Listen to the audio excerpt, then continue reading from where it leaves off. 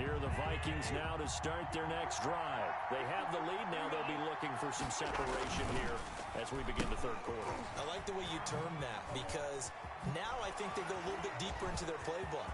And nothing but daylight ahead. The 30, the 20. Touchdown, Vikings. Touchdown, Tajay Minnesota. Sharp.